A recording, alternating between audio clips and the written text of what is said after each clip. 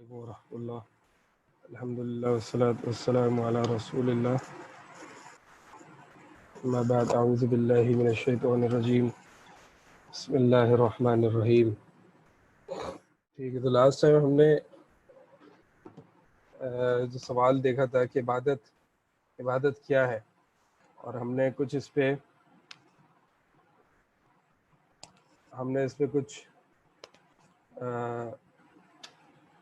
Discussion کی تھی. عبادت ہر اس قول اور فعل کا نام ہے جسے اللہ تعالیٰ پسند فرماتا ہے. اور دیکھیں آگے آیت پیج نمبر 8 پہ ہے، ہم کتاب پڑھ رہے ہیں اور پیج نمبر 8 پہ ہیں. دیکھیں حدیث آتی ہے، رسول اللہ صلی اللہ علیہ وسلم نے فرمایا کہ اللہ تعالیٰ فرماتا ہے وَمَا تَقَرَّبَ إِلَيَّ عَبْدِي بِشَيْءٍ أَحَبَّ إِلَيَّ مِمَّا افْتَرَضْتُهُ عَلَيْهِ، کہ میرا قرب حاصل کرنے کے لیے بندہ جو عمل کرتا ہے ان میں سے فرض عبادات مجھے سب سے زیادہ پسند ہے. یہ اصل میں دلیل دے رہے ہیں کہ جو عبادت کی جو تعریف کی ہے نا، عبادت کی تعریف کیا کی ہے؟ ہر وہ قول اور وہ فعل میں نے بتایا ظاہرہ اور باطنہ، ہر وہ قول اور فعل جسے اللہ تعالیٰ پسند فرمائے. یہ آواز کم آ رہی ہے سب کو؟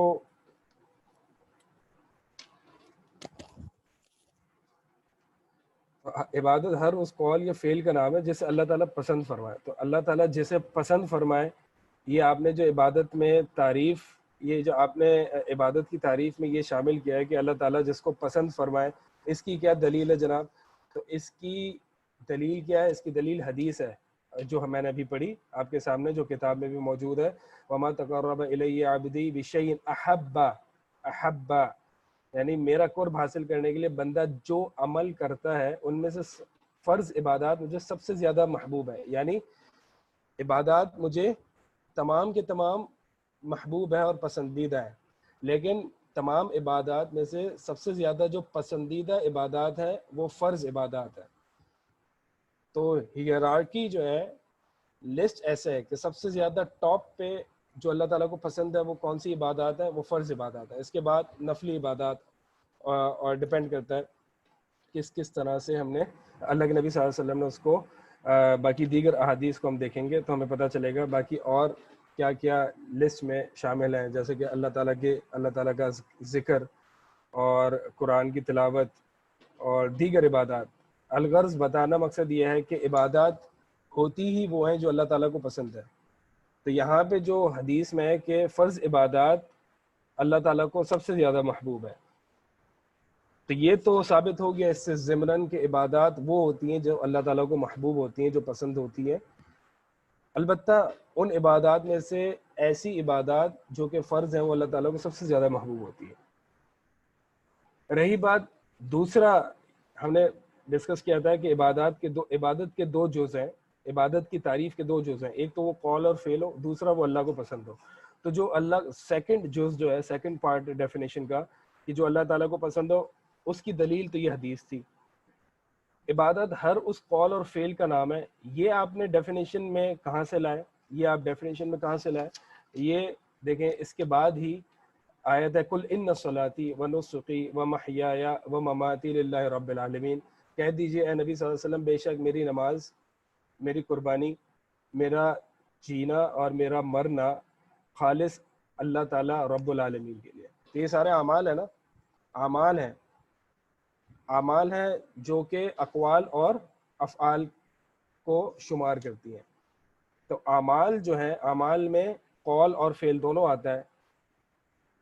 اور اسی طرح یہ قل ان الصلاۃ، یہ نماز، تو یہ نماز فعلی بھی ہے اور قولی بھی ہے، کیونکہ نماز میں ہم حرکت بھی کرتے ہیں اور قولاً بھی اس کو پڑھتے ہیں. اسی طرح قربانی بھی اسی طرح ہے، اور اسی طرح پوری زندگی اور مرنا، یعنی پورا زندگی کا ویژن، زندگی کا پرپز، مقصد، یہ اللہ تعالیٰ کے لیے. تو اس میں تو عبادت ہر اس قول اور فعل کا نام ہے. اس کی دلیل کیا ہے؟ قل ان صلاتی و نسکی، کیونکہ یہ سارے جو نماز، قربانی، جینا مرنا، اور انسان جو جیتا ہے اس میں ظاہر سی بات ہے وہ یا تو قول ہوگا اس کا یا پھر وہ فعل ہوگا.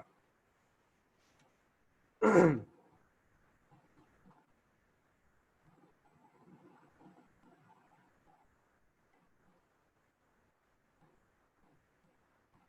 فعل کا میں نے کہا تھا کہ فعل جو ہے وہ ظاہر اور باطن، ظاہر یعنی نماز، قربانی، حج، روزہ، زکوٰۃ، اور باطن یعنی جو نظر نہیں آتے جیسے کہ توکل، خوف، تفکر، پونڈر کرنا، سوچ بچار کرنا، یہ ساری چیزیں۔ پھر ہم نے یہ ڈسکس کیا تھا کہ اس عبادت کے 3 ارکان ہیں، محبت، خوف اور امید۔ محبت، خوف اور امید، یہ 3 ارکان ہیں۔ اور ہم نے یہ بھی ڈسکس کیا تھا کہ عبادت کی قبولیت کی 2 شرائط ہیں، اخلاص اور نبی صلی اللہ علیہ وسلم کی سنت کے مطابق ہونا۔ تو ایک عبادت کے ارکان ہو گئے، ایک عبادت کی قبولیت کی شرائط ہو گئے۔ تیسری چیز جو ہم نے ڈسکس نہیں کی تھی وہ یہ کہ عبادت بذات خود قائم ہونے کے 2 شرائط ہیں۔ ایک تو عبادت کی قبولیت کی شرائط ہے جو کہ اخلاص اور سنت ہے۔ ایک ہے کہ عبادت بذات خود ایگزسٹ کرنا، عبادت کا خود وجود میں آنا، عبادت کا خود قائم ہونا، اس کی 2 کنڈیشنز ہیں۔ پہلی کنڈیشن کیا ہے؟ پہلی کنڈیشن ہے یہ ہے کہ معبود کا علم ہونا ہے، جس کی عبادت کی جا رہی ہے اس کے بارے میں علم ہونا ہے، یعنی نالج آف معبود۔ دوسرا میں یہاں پہ لکھ دیتا ہوں، یعنی میں ابھی ڈسکس کر رہا تھا عبادت بذات خود، عبادت کی، اب جو بھی اپنے مرضی سے نکلے، عبادت کے موجود ہونے کے، عبادت کے ایگزسٹ کرنے کے، عبادت کے قائم ہونے کی کنڈیشنز، شرائط۔ ہم یہاں قبولیت کی شرائط نہیں پڑھ رہے بلکہ عبادت کے قائم ہونے کے۔ تو پہلے میں نے بتایا نالج آف معبود۔ معبود کون ہے؟ اللہ۔ تو اللہ تعالیٰ کی نالج ہونی چاہیے۔ اللہ تعالیٰ کی نالج میں جو ہے وہ کیا کیا چیزیں آ جاتی ہیں؟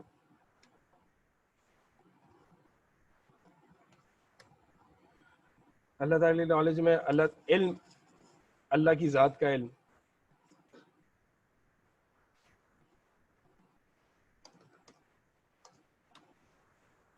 اللہ کی صفات،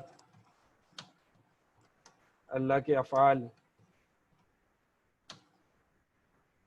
اللہ کے اسماء، اللہ کے نام، اور جن چیزوں سے اللہ پاک ہے اس کا علم، اس کو کہتے ہیں علم تنزیہی۔ جو ہم کہتے ہیں نا سبحان اللہ، اللہ تعالیٰ پاک ہے، تو کس چیز سے پاک ہے؟ کس کس چیزوں سے پاک ہے؟ لا تأخذہ سنۃ ولا نوم، وہ نوم سے پاک ہے یعنی نیند سے پاک ہے، اونگ سے پاک ہے۔ لیس کمثلہ شیء، وہ کسی مثال سے پاک ہے۔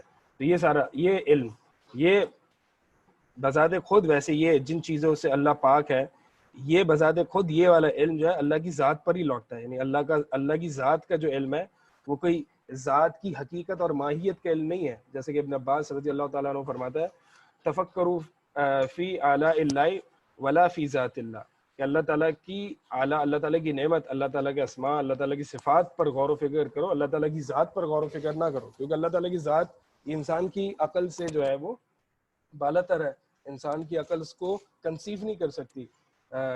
لا تدرک الابصار وہو یدرک الابصار، انسان کی بصیرت، انسان کا ویژن، انسان کی عقل اللہ کو نہیں پہنچ سکتی۔ تو یہ نالج آف معبود، اللہ اس کو کہتے ہیں علم المعبود۔ تو عبادت کی شرائط سب سے پہلے تو یہ ہے کہ نالج آف معبود ہو، ٹھیک ہے، 1۔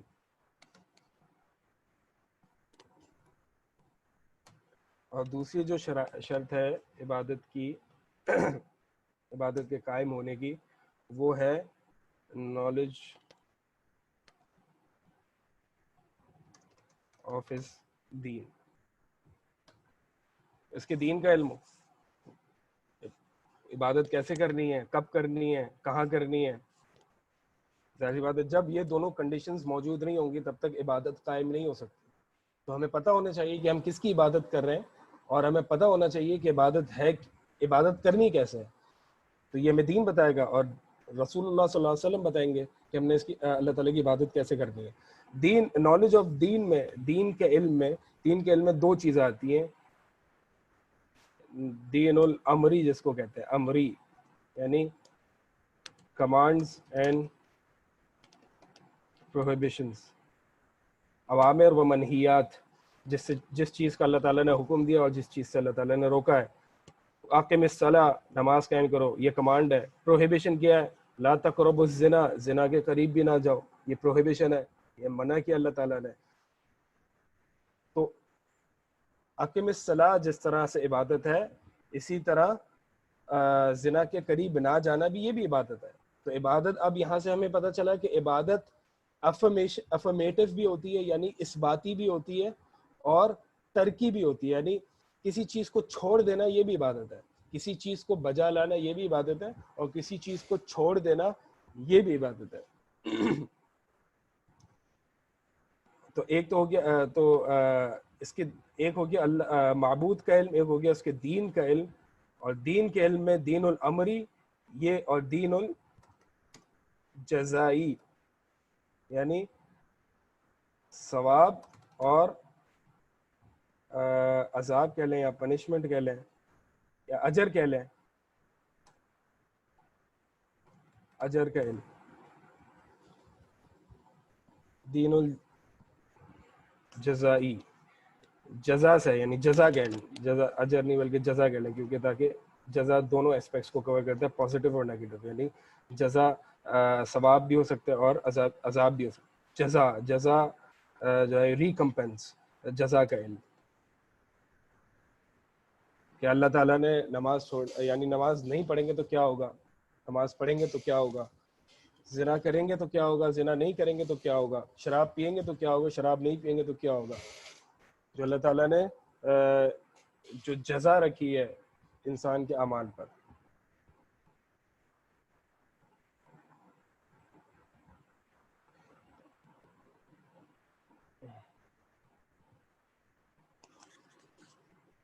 ठीक है, तो ये दो चीज़ें हमने देखें. ये इबादत के कायम होने की शराइत, इबादत की एग्जिस्टेंस की शराइत है. अल्लाह माबूद का इल्म और उसके दीन का इल्म. और माबूद के इल्म में ये 5 चीज़ें आती हैं, और दीन के इल्म में ये 2 चीज़ें आती हैं. अच्छा, अब हमने ये तो पढ़ लिया कि भाई ये जो है, ठीक है, हमने ये थ्योरी पढ़ ली इबादत क्या होती है. जैसे कि हमने पहले थ्योरी पढ़ी थी शुरू की क्लासेस में कि इंसान की ज़िंदगी का मकसद क्या है. तो इंसान की ज़िंदगी का मकसद क्या है, जब हमने ये जान लिया तो फिर हमने इसको प्रैक्टिकल एप्लीकेशन के तौर पर देखा.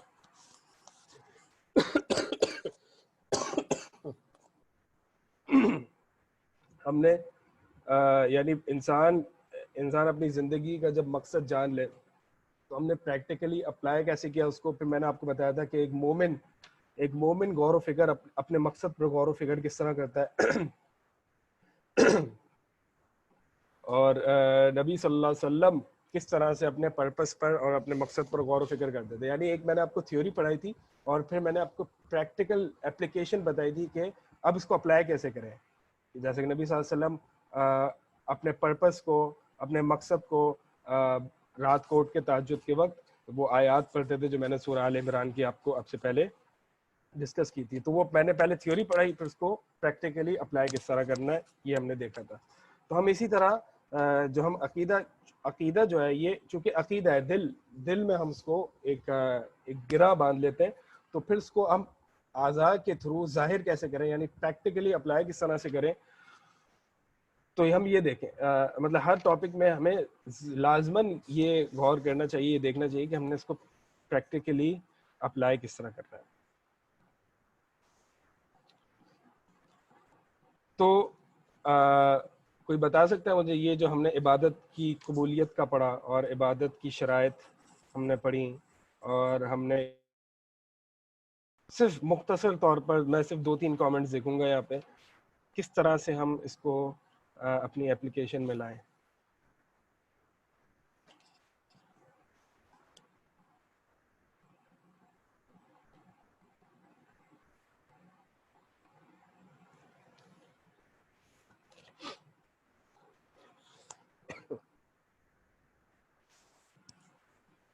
हाँ, कॉन्शियस एक्ट ऑफ इबादत. हाँ, यानी अवेयरनेस हो या हम इबादत करें, गफलत नहीं हो, और हम अल्लाह की मार्फत हासिल करें अस्मा सिफात की. बिल्कुल, ये नॉलेज ऑफ माबूद की प्रैक्टिकल एप्लीकेशन है.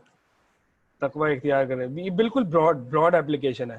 اسپیسیفک اپلیکیشن بتاؤ کہ میں نے کرنا کیا. میں نے تھیوری پڑھ لی, اب میں نے کرنا کیا, آج کیا کرنا ہے, ابھی کیا کرنا ہے, مجھے یہ بتا دیں, میں شروع کہاں سے کروں. اس طرح سے میں پریکٹیکل اپلیکیشن جب بھی سکھاتا ہوں نا, جو ہم پڑھتے ہیں, تو میں بالکل ایک براڈ کانسیپٹ پہ نہیں جاتا. جب ہم تھیوری پڑھتے ہیں تو مطلب اچھا اب سٹارٹ کہاں سے لیں, کریں کیسے, شروع کیسے کریں, ایک ایک چھوٹے چھوٹے اسٹیپس بتائیں, اس طرح بالکل اسپیسیفک ہو گیا. سب آپ جو بتا رہے ہیں, توبہ, تقوی, نماز کی پابندی, ٹھیک ہے, یہ بھی ہیں, بالکل ہیں. میں ایک چاہ رہا ہوں بالکل ایک اسپیسیفک ہو کے ان کو اپلائی کیا جائے, پھر آہستہ آہستہ جو ہے وہ اس کو براڈ کیا جائے. تو دیکھیں ہم جو ہے اللہ تعالیٰ کے معبود کا علم جو ہے, ایک تو براڈ کانسیپٹ تو یہ معبود کا علم, تو بھائی اللہ تعالیٰ کے اسماء و صفات کا علم حاصل کرو, اللہ تعالیٰ کے افعال, اللہ تعالیٰ کی سنت کے, اللہ تعالیٰ کے طریقہ کار کے اپنی مخلوق سے ڈیل کرنے کا یہ علم حاصل کرو. یہ ایک تو براڈ کانسیپٹ ہو گیا. دیکھیں جو بھی میں پریکٹیکل اپلیکیشن بتاؤں نا, تو اس کو جا کے نیکسٹ کلاس سے پہلے یا آج ہی اس کو پر ضرور عمل کریں انشاءاللہ. اس سے ہوتا ہی ہے کہ اس سے علم جو ہم نے پڑھا ہے نا وہ ضبط ہو جاتا ہے, وہ محفوظ ہو جاتا ہے. سب سے بہترین طریقہ علم کو یاد رکھنے کا یہ ہے کہ اس پر فوراً عمل کر لیا جائے, اس پر فوراً عمل کر لیا جائے, سب سے بہترین طریقہ ہے. حتیٰ کہ بعض اوقات ایسا ہوتا ہے کہ آپ کو یعنی جب آپ نے کوئی علم حاصل کیا ہوگا اور پھر آپ اس پر فوراً سے عمل پیرا ہو جائیں گے نا, تو ہوگا یہ کہ کبھی کبھار آپ یہ تو بھول جائیں گے میں نے پڑھا کب تھا, دلیل کیا تھی اس کی, یہ تو بھول جائیں گے, لیکن عمل جو ہوگا نا آپ کا, وہ آپ کو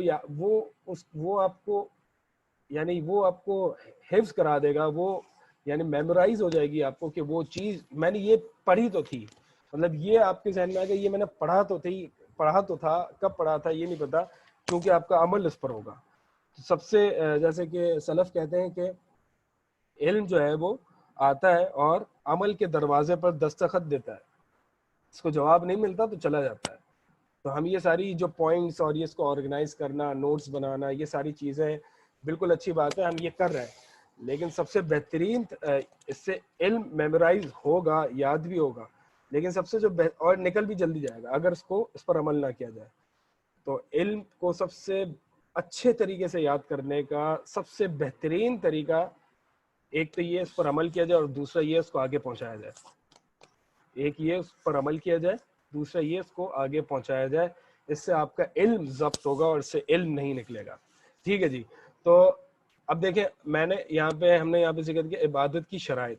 عبادت کی شرائط میں سے ہم نے پہلے ذکر کیا معبود کا علم. اب معبود کا ٹو بی ویری اسپیسیفک معبود کا علم ہم آج, آپ سر حنین یہ ہمیں بتائیں کہ آج میں کیسے اس پر عمل کروں. ٹھیک ہے, آپ نے بتا دیا تقوی اختیار کریں اور معبود کا علم, یعنی ایک ہم جو کر رہے ہیں وہ معبود کا علم ہی حاصل کر رہے ہیں, اسماء و صفات کا ہے, تو یہ تو میری پوری زندگی چلتا رہے گا. مجھے ایسی کوئی چیز بتائے, ایسا پریکٹیکل بتائے کہ میں جس کو آج شروع کر سکوں, تاکہ یہ علم میرا مضبوط ہو جائے جو میں نے آج پڑھا ہے. تو ہم یوں کر سکتے ہیں, مثال کے طور آپ قرآن کی ایسی آیات دیکھیں جہاں پہ اللہ تعالیٰ کا علم ہو. اب میں بالکل اسپیسیفک ہو کے آپ کو بتا رہا ہوں کہ بالکل اسپیسیفک ہو کے اگر ہم نے یہ دیکھنا ہے اس کی پریکٹیکل اپلیکیشن, تو سورہ حشر کی آخری آیات جو ہے, سورہ حشر کی آخری آیات, واللہ الذی لا الہ الا هو عالم الغیب والشہادہ هو الرحمن الرحیم الی آخرہ, آخر تک. اس کی یہ جو آیات ہیں اللہ تعالیٰ اس میں اپنا تعارف کرا رہا ہے, اللہ تعالیٰ اپنے بارے میں بتا رہا ہے یہاں پہ. یہ اللہ تعالیٰ کی صفات کا علم ہو گیا. یہاں پہ سورہ حشر کی آخری آیات میں اس کی تفسیر پڑھیں, لاسٹ آیات اس پہ, یعنی ٹو بی ویری اسپیسیفک, آپ نے اگر اس پر عمل کرنا ہے تو سورہ حشر کی آخری آیات کی تفسیر دیکھیں. کون سی تفسیر دیکھیں جی؟ تفسیر ابن کثیر دیکھ لیں. میں بالکل اسپیسیفک ہو کے چل رہا ہوں, کچھ آپ کے لیے لوز اور ویگ اور انکلیئر نہیں ہو رہا, تاکہ بالکل آپ کے پاس اور کوئی ایکسکیوز ہی نہ ہو کہ یار یہ مجھے پتہ نہیں تھا. آپ نے بالکل عمل کرنا ہے انشاءاللہ, میں نے بھی کرنا ہے, آپ نے بھی کرنا ہے. تفسیر ابن کثیر, احسن البیان دیکھ لیں, تفسیر السعدی دیکھ لیں. ٹھیک ہے, یہ بالکل بیسک تفاسیر ہیں جو آپ نے کھول کے دیکھنی. اچھا ایک تو یہ ہو گیا, آیت الکرسی بہت امپورٹنٹ ہے اللہ تعالیٰ کے تعارف میں، اس کی تفسیر دیکھ لیں، ٹھیک ہے. اسی طرح سورہ اخلاص، اس کی تفسیر ہم پوری زندگی پڑھتے تو ہیں، اس کی تفسیر بھی پڑھ لیں، سورہ اخلاص. تو یہ آپ کو سب کیا بتائے گا؟ یہ اللہ کی ذات کے بارے میں، اللہ کی صفات، اللہ کے افعال کے بارے میں جو ہے نا، اللہ کے افعال. اگرچہ یہ جہاں پہ اللہ تعالیٰ اپنا تعارف کراتا ہے وہاں سے ہمیں پتہ تو چل جائے گا، لیکن زیادہ تر ہمیں جو اللہ تعالیٰ کا طریقہ کیا ہے ڈیل کرنے کا اپنی مخلوق کے ساتھ، وہ ہمیں کیسے، وہ پرانے لوگوں کے جو اللہ تعالیٰ کس سے ذکر کرتا ہے، پرانی قوموں کے، کہ انہوں نے یہ نہیں کیا تو اللہ تعالیٰ نے ان کے ساتھ یہ کیا، انہوں نے یہ کیا تو اللہ تعالیٰ نے ان کے ساتھ یہ کیا. اس کو کہتے ہیں اللہ کی سنت، یعنی اللہ تعالیٰ کس طرح سے مخلوق کے ساتھ انٹریکٹ کرتا ہے. اور اسی طرح اللہ تعالیٰ یہ اللہ کے اسماء و صفات. تو یہ ساری چیزیں جہاں پہ بالکل پیورلی اللہ تعالیٰ نے اپنا تعارف کرایا ہے، وہ ہم ان چیزوں کو دیکھیں. اور تو بالکل کنسائز اور بالکل آسان رکھنے کے لیے، یعنی یہ اس میں صرف سورہ حشر کی آخری آیت میں آپ کو صرف اس کی تفسیر دیکھنے میں صرف 10-15 منٹ لگیں گے، تو اس پر ضرور انشاءاللہ آپ عمل کریں. یہ ایک پریکٹیکل اپلیکیشن ہے. اور پھر انشاءاللہ ہم نماز کے بعد کنٹینیو کرتے ہیں. السلام علیکم ورحمۃ اللہ. ٹھیک ہے، ہم ریزیوم کرتے ہیں. ہم کیا دیکھ رہے تھے ہم؟ ہاں ٹھیک ہے، ہم نے یہ عبادت کی شرائط دیکھی، اور پھر اس پہ ہم نے دیکھا کہ ہم نے انشاءاللہ یا تو آیت الکرسی یا سورہ حشر یا سورہ اخلاص، ان میں سے کسی ایک کی یا سب کی ہم نے تفسیر پڑھنی ہے، تاکہ اور ہمیں اپنے رب کے بارے میں علم ہو. اور اسی طرح جو ہم نے اس سے پہلے پڑھا تھا کہ ارکان العبادہ، عبادت کے ارکان محبت اور خوف اور امید، تو اس کو بھی ہم اسی طرح اسپیسیفکلی اپلائی کریں. اچھا جناب، تو اب ہم آگے بڑھتے ہیں. اور تیسرا جو سوال ہے پیج نمبر 8 ہے، اور پیج نمبر 8 ہے، ہم اللہ تعالیٰ کی عبادت کیسے کریں؟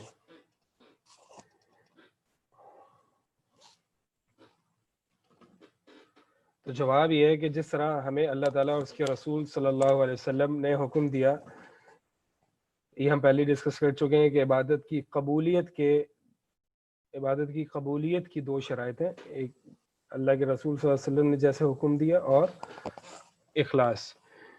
تو اس پر دلیل کیا ہے؟ اس پر دلیل یہ ہے، یا ایھا الذین آمنوا اطیعوا اللہ واطیعوا الرسول ولا تبطلوا اعمالکم، اے وہ لوگوں جو ایمان لائے ہو، اطیعوا اللہ، اللہ کی اطاعت کرو، اور رسول کی اطاعت کرو، ولا تبطلوا اعمالکم، اور اپنے اعمال کو برباد نہیں کرو. کیا مطلب؟ اگر اللہ کی اطاعت کرو گے اور رسول کی اطاعت کرو گے تو اپنے اعمال کو برباد نہیں کرو گے، لیکن اپنی عبادات میں اگر اللہ کی اطاعت نہیں کرو گے اور رسول کی اطاعت نہیں کرو گے تو پھر تو اپنے اعمال کو برباد کر دو گے. اور آگے حدیث میں ہے کہ آپ صلی اللہ علیہ وسلم نے فرمایا کہ من عمل عملا لیس علیہ امرنا فہو رد، جو شخص ایسا عمل کرے جس پر ہمارا حکم نہ ہو، ہماری اتھارٹی نہ ہو، فہو رد، تو وہ مردود ہے، یعنی وہ رد کر دیا جاتا ہے، اس کو قبول نہیں کیا جاتا. تو یہ بڑی امپورٹنٹ چیز ہے. ہم عبادت میں دیکھیں کہ رسول اللہ صلی اللہ علیہ وسلم نے کس طرح سے کی، یا ہمیں کس طرح سے بتایا کہ کس طرح ہم عبادت کریں. تو اگر تو ایسی ہی ہم عبادت کریں گے تو پھر وہ قبول ہوگی، لیکن اگر اللہ اور اس کے رسول کے بتائے ہوئے طریقے پر نہیں کریں گے تو عبادت قبول نہیں ہوگی. اور یہ اتنا بڑا خسارہ ہے، یعنی مطلب یہ ایک ڈبل لاس ہے نا. ایک تو دیکھیں 2 کیسز لیں. ایک کیس یہ ہے کہ بندہ عمل نہیں کرتا، بندے کو پتہ ہے کہ ٹھیک ہے نیکی کرنی چاہیے، نماز پڑھنی چاہیے، روزہ رکھنا چاہیے، اللہ کی عبادت کرنی چاہیے، وہ نہیں کرتا. تو اس کو پتہ ہے وہ نہیں کر رہا اور وہ غلط کر رہا ہے، وہ نہیں کر رہا، ٹھیک ہے، اس کو اس چیز کا گناہ ملے گا. ڈپینڈ کرتا ہے گناہ کتنا بڑا ہے. تو اس کا ایک جرم یہ ہے کہ وہ نہیں کر رہا، اور اس کو وہی اس کو سزا بھی ملے گی کہ وہ نہیں کر رہا. ٹھیک ہے. اب ایک دوسرا شخص آتا ہے، وہ کہتا ہے کہ جی ہاں عبادت کرنی چاہیے اور میں کرتا بھی ہوں، اور روزے رکھنے چاہیے اور میں رکھتا بھی ہوں، اور دعائیں مانگنی چاہیے میں مانگتا بھی ہوں، لیکن وہ نبی صلی اللہ علیہ وسلم کے بتائے ہوئے طریقے پر نہیں کرتا. تو اب وہ ڈبل لاس میں ہے. وہ کیا، وہ ایک تو وہ جو کر رہا ہے وہ قبول نہیں ہوگی، فہو رد، وہ مردود ہے. تو جو عبادت وہ کر رہا ہے، ایک لاس تو اس کا یہ ہے، ایک نقصان تو اس کا یہ ہے کہ اس کی عبادت وہ قبول نہیں ہوگی. دوسرا نقصان اس کا یہ ہے کہ اس کو اس پر الٹا گناہ ملے گا. مثال کے طور پر ایک شخص جو ہے وہ فجر کی نماز میں ایک رکعت میں 3 سجدے کرتا ہے، اور وہ کہتا ہے کہ میں اللہ کی عبادت کروں گا تو ایسے ہی کروں گا، میں 3 سجدے کروں گا ایک رکعت میں. اچھا جناب، تو پھر کیا ہوتا ہے کہ ایک تو اس کی دنیا کی یہ محنت ضائع ہو جاتی ہے، ایک نقصان تو اس کا یہ ہوا کہ وہ قبول نہیں ہوگا. دوسرا یہ کہ اس کو الٹا اس پہ گناہ ملے گا، ان 3 سجدے کرنے پہ گناہ ملے گا. اسی طرح سلف سے کچھ ایسے اقوال منقول ہے نا کہ کیا مجھے اللہ کی عبادت پہ بھی گناہ ملے گا؟ کہاں ملے گا، جب تم اللہ اور اس کے رسول پر کے بتائے ہوئے طریقے پر نہیں چلو گے. قرآن سورہ کہف میں آتا ہے کہ قل هل ننبئكم بالاخسرین اعمالا الذین ضل سعیهم فی الحیاۃ الدنیا وهم يحسبون انهم يحسنون صنعا. یہ جو میں ڈبل لاس کی بات ذکر کر رہا ہوں نا، کہ یہ جو بندہ ہے جو عمل کرتا تو ہے لیکن نبی کے بتائے ہوئے طریقے پر نہیں کرتا، وہ ڈبل لاس، ڈبل نقصان ہے اس کا. یہ اور اللہ تعالیٰ کہتا ہے کہ اللہ تعالیٰ نے قرآن میں فرمایا کہ ایسا بندہ تو سب سے بدترین خسارے والا ہے. یعنی اس کا جو نقصان ہے، اس سے بڑا کسی کا نقصان ہو ہی نہیں سکتا. کیا فرمایا اللہ تعالیٰ نے؟ اے نبی کہہ دیجئے هل انبئکم بالاخسرین اعمالا، کہ کیا میں تمہیں سب سے بالاکثرین، سپرلیٹو ڈگری ہے، اسم تفضیل ہے، سپرلیٹو ڈگری، سب سے بڑا خسارے پانے والا اعمال کے اعتبار سے میں تمہیں اس کے بارے میں خبر نہ دوں؟ یعنی جو سب سے بڑا لاس میں ہے اعمال کے اعتبار سے، کہ کیا میں تمہیں اس کے بارے میں خبر نہ دوں؟ الذین یحسبون انہم یحسنون صنعا، کہ یہ وہ لوگ ہیں، قل هل ننبئکم بالاکثرین اعمالا الذین یحسبون انہم یحسنون صنعا، کہ وہ لوگ ہیں جو یحسنون، جو اچھا سمجھتے ہیں، یحسبون سمجھتے ہیں کہ ہم اچھا عمل کر رہے ہیں، یحسنون صنعا کہ ہم جو ہے وہ اچھا عمل کر رہے ہیں. یعنی ایک تو وہ عمل نبی کے بتائے ہوئے طریقے پر نہیں کر رہے اور وہ اس کو الٹا سنت سمجھ رہے ہیں. تو یہ سب اللہ تعالیٰ نے کہا یہ سب سے بڑا خسارے والے میں، جو اپنے، ایک تو وہ شخص ہے نا کہ اس کو پتا ہے کہ میں غلط کر رہا ہوں، ایک وہ شخص ہے کہ جو غلط کر رہا ہے لیکن وہ اس غلط کو صحیح سمجھ رہا ہے. تو اللہ تعالیٰ فرما رہا ہے کہ قل هل انبئکم بالاخسرین اعمالا، یہ سب سے بدتر، یعنی سب سے بڑے لاس میں ہے یہ اعمال کے اعتبار سے ایسا شخص جو برا عمل کرتا ہے اور وہ یہ سمجھ رہا ہوتا ہے پوری زندگی کہ میں نے اس کو یہ اچھا عمل کیا ہے. اب دیکھیں اس کا ایک نقصان اس طرح بھی ظاہر ہوتا ہے. اب وہ پہلا جو شخص تھا، میں نے آپ کو بتایا، پہلا جو شخص تھا جو گناہ کر رہا ہے، جو عمل نہیں کر رہا، اس کو پتا ہے کہ وہ غلط کر رہا ہے، تو کبھی نہ کبھی ایک پوائنٹ تو آئے گا، یہ آ سکتا ہے، پاسبلٹی تو ہے نا کہ اس کو احساس ہو جائے گا اور وہ نادم ہوگا اپنے کیے ہوئے پر اور وہ توبہ کر سکتا ہے. لیکن اگر جو نبی کے بتائے ہوئے طریقے پر عبادت نہیں کرتا اور وہ اس کو عبادت سمجھتا ہے، یعنی جو شخص بدعت کو عبادت سمجھتا ہے، تو وہ کبھی توبہ کیوں کرے گا؟ وہ تو یہی سمجھ رہا ہے کہ میں اللہ کی عبادت کر رہا ہوں، میں اللہ کو خوش کر رہا ہوں، تو وہ کبھی سے توبہ نہیں کر سکتا حتیٰ کہ اللہ تعالیٰ اس کو توفیق دے اور اس کو علم حاصل ہو جائے کہ نہیں جی میں جو کر رہا ہوں وہ غلط ہے، وہ نیکی نہیں بلکہ الٹا گناہ ہے، وبال ہے. ٹھیک ہے، کوئی کوشچنز ہیں؟ اگر انسان بھول جائے اور 3 سجدے کر دے تب بھی گناہ ہے کیا؟ نہیں، بھول چوک اور یہ الگ چیز ہے. اللہ کے نبی صلی اللہ علیہ وسلم کی حدیث ہے کہ مجنون سے اور نسیان، بھولنے والے شخص سے اور سوتے ہوئے شخص سے اس سے قلم اٹھا دی گئی ہے. یعنی ان کے لیے، ان کے پاس تو ایکسکیوز ہے نا، جن کو علم نہیں ہے کہ یہ بدعت ہے یا رسول اللہ سے ثابت نہیں، ان کا کیا ہوگا؟ بھائی اصل میں ہوتا یہ ہے کہ جو بدعت کر رہا ہے نا، جو بدعت کر رہا ہے وہ تو یہی سمجھ رہا ہے کہ یہ رسول اللہ صلی اللہ علیہ وسلم سے ثابت ہے. اگر بالفرض اس کو یہ پتا ہو کہ یہ رسول اللہ سے ثابت نہیں ہے، یا رسول اللہ صلی اللہ علیہ وسلم نے ایسا نہیں کیا، اور پھر بھی وہ کر رہا ہے، تو پھر تو اس سے بڑا کوئی مجرم ہی نہیں ہے. جو عام لوگ، عوام الناس جو بدعت کا شکار ہوتی ہے، وہ لا علمی کی بنیاد پر ہوتی ہے، ان کے پاس علم نہیں ہوتا، وہ یہی سمجھ ہوتی ہے کہ یہی سنت ہے، حالانکہ ہوتی بدعت ہے. تو اس کا حل کیا ہے؟ اس کا حل ان کو علم دینا ہے. تو اللہ تعالیٰ ان کے ساتھ کیسا معاملہ کرے گا یہ اللہ عالم، اس پر ہم فتویٰ نہیں لگا سکتے. لیکن جو جان بوجھ کر بہت سے ایسے لوگ ہیں، جیسے کہ بہت جو علمی شخصیت پڑھے لکھے لوگ ہیں، وہ بھی بدعت کا شکار ہوتے ہیں. اور یعنی جو پڑھے لکھے علماء، ظاہر سی بات ہے تو وہ ان کو تو پتہ ہے نا. لیکن تو ان کا کیا مسئلہ ہے؟ ان کا یہ مسئلہ ہے کہ ہو سکتا ہے تکبر ہو کہ بھائی پوری زندگی ہم کرتے ہیں، اب کیا غلط ہم اپنا، اب یعنی پوری زندگی جو ہم نے پریچ کیا، 30 سال پریچ کیا، اب میں ایک لمحے میں اس کو گرا دوں جو میں نے پریچ کیا، تو بڑا مشکل. مطلب یہ لوگ اپنی سیٹ اور اپنا مرتبہ اس طرح چھوڑنے کو، جیسے کہ ہرقل تھا، ہرقل نبی صلی اللہ علیہ وسلم، حدیث کی کتب میں موجود ہے. ہرقل جو تھا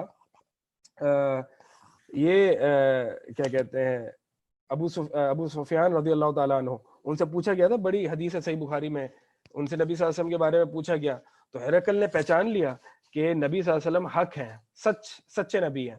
اچھا، اور سب کچھ جو ہے وہ انہوں نے پہچان لیا، اور اس کے باوجود انہوں نے ایمان، وہ نبی صلی اللہ علیہ وسلم پر ایمان نہیں لایا، وہ نبی صلی اللہ علیہ وسلم پر ایمان نہیں لایا. ہوا یہ تھا کہ وہ ایک جب اس کو نبی صلی اللہ علیہ وسلم کی حقانیت اور سچائی کا پتہ چل گیا، تو لوگ جو تھے اس کے آگے جمع ہو گئے، اور لوگوں سے کہا کہ اے لوگوں، اگر میں کہوں نبی صلی اللہ علیہ وسلم اللہ کے علاوہ کوئی معبود نہیں، لا الہ الا اللہ محمد رسول اللہ، تو لوگ جو ہے وہ اچانک بالکل ایک آؤٹریج اور ایک تماشا برپا ہو گیا، اور بالکل فساد مچ گیا. اور اس نے دیکھا کہ بادشاہ نے دیکھا کہ لوگ بالکل فساد برپا ہو جائے گا اور لوگ اس کو مار ڈالیں گے. تو بادشاہ نے فوراً کہا، ہرقل نے فوراً کہا کہ رکو اپنی جگہ پر رہو، میں تو صرف تمہارا امتحان لے رہا تھا.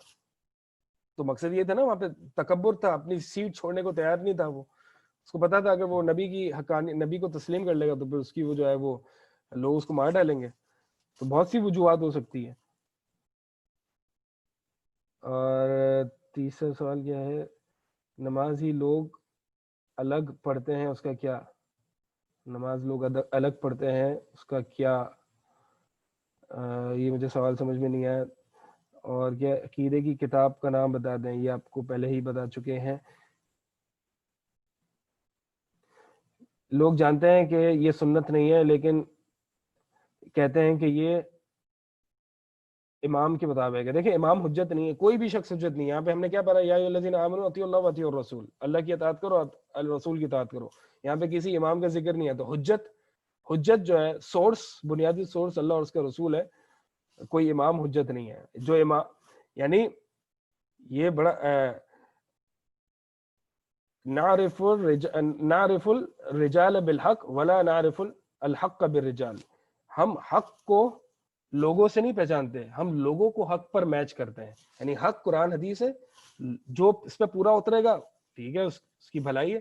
ہم لوگوں کے اوپر حق کو پیش نہیں کرتے. یعنی لوگ پیمانہ نہیں حق جانچنے کا، حق ایک علیحدہ چیز ہے. حق کیا ہے اللہ اور اس کا رسول بتائے گا، ہم لوگوں کو اس پر میچ کریں گے، لوگوں کو اس پر وزن کریں گے. اور رفع الیدین کا مسئلہ، یہ آپ کتب حدیث میں فقہ میں سوال کرنا. رفع الیدین بالکل جی سنت ہے، نبی صلی اللہ علیہ وسلم سے ثابت ہے. اور استاد سب سورہ یاسین پڑھ کر دم کرنا یہ چاہیے. بالکل سورہ یاسین پڑھ کے دم، پورا قرآن دم ہے، اور پورا قرآن پڑھ کے دم کیا جا سکتا ہے کہیں سے بھی. لیکن کچھ صورتیں الگ سے خاص طور پر آئیں، جیسے سورہ فاتحہ ہے، سورہ فلق، سورہ ناس ہے، ان کا دم کرنا کچھ احادیث سے اسپیشلی ملتا ہے. حجت کا مطلب یہ حجت قائم کرنے کا مطلب یہ ہوتا ہے کہ اب میں نے آپ کو تمام چیزیں واضح کر دی، حق واضح ہو گیا آپ پر. مثال کے طور پر میں نے آپ پر حجت واضح کی، یعنی یہ آپ پر میں نے حجت قائم کی، اس کا مطلب یہ ہے کہ میں نے آپ کو سب بیان کر دیا، اب آپ بھی جان گئے، آپ پر حق واضح ہو گیا، اب آپ کے پاس اور کوئی چارہ نہیں ہے، آپ کے پاس اور کوئی چارہ نہیں ہے سوائے اس کے کہ آپ نہ مانیں. آپ کے پاس یعنی سارا آپ پر واضح ہو گیا.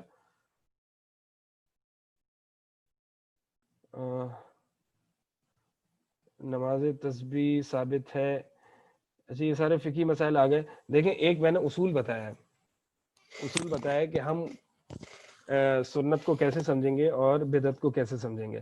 دیکھیں بدعت جو ہے نا، ہمیشہ یہ بدعت کو پہچاننے کا ایک قاعدہ ہے. بدعت کو پہچاننے کا قاعدہ کیا ہے کہ جو عبادت، جو چیز نبی صلی اللہ علیہ وسلم کے دور میں ہو سکتی تھی لیکن وہ نہیں ہوئی، جو چیز نبی صلی اللہ علیہ وسلم کے دور میں ہو سکتی تھی لیکن وہ نہیں ہوئی، اور وہ اگر آج ہم کریں تو وہ بدعت ہوگی. جو چیز سے مطلب دین میں جو چیز، ایسا نہیں اگر جیسے آج لوگ تربوز کھا رہے ہیں تو وہ کہیں بھائی نبی صلی اللہ علیہ وسلم کے دور میں تربوز تو اس طرح تو نہیں کاٹا جاتا تو لہٰذا بدعت کرو، یہ بدعت نہیں ہوگی، یہ دنیاوی چیز ہے. میں دین کی چیز کی بات کر رہا ہوں. مثال کے طور پر نبی صلی اللہ علیہ وسلم کے دور میں نبی صلی اللہ علیہ وسلم کی برتھ ڈے میلاد النبی منایا جا سکتا تھا؟ جی منایا جا سکتا تھا. کوئی معنی تھا؟ یعنی کوئی چیز ایسی، کوئی امپاسبلٹی تھی، کوئی چیز ایسی تھی جو نہیں بنا سکتے تھے اس وقت اور آج یہ پاسبلٹی ہے؟ نہیں. اس وقت میلاد النبی نبی صلی اللہ علیہ وسلم کے دور میں منایا جا سکتا تھا. کیا منایا؟ نہیں منایا. لہٰذا اگر وہ منائیں گے تو پھر یہ بدعت ہے. کیا مثال کے طور پر نماز کے بعد با جماعت، نماز کے بعد اجتماعی طور پر دعا کرنا، یہ نبی صلی اللہ علیہ وسلم کے دور میں ہو سکتا تھا؟ جی ہاں ہو سکتا تھا. کیا ہوا؟ نہیں ہوا. اگر ہم کریں گے تو یہ بدعت ہوگی. مسجد کے لیے، مسجد میں جانا گاڑی کے تھرو، گاڑی ڈرائیو کر کے مسجد، کیا یہ نبی صلی اللہ علیہ وسلم کے دور میں ہو سکتا تھا؟ نہیں ہو سکتا تھا. تو کیا ہوتا تھا؟ وہ ڈفرینٹ مینز آف ٹرانسپورٹ تھا. اونٹ پہ جاتے، پیدل جاتے. تو اگر آج ہم دوسرا مینز آف ٹرانسپورٹ استعمال کر رہے ہیں تو اس میں کوئی مسئلہ نہیں ہے، اس میں کوئی مسئلہ نہیں، کیونکہ یہ دنیاوی چیز ہے جو ہمیں ایک مقصد، جو دین کا مقصد ہے یعنی نماز پڑھنا، ہم وہاں پہ جا رہے ہیں.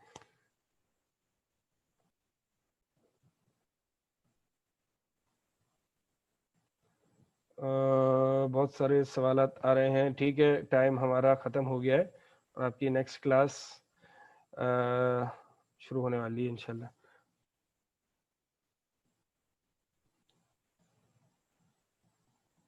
یہ کال، یہ کس کا کال ہے؟ یہ اسلاف کا کال ہے، یہ سب کا مطلب اہل السنہ کا کال ہے.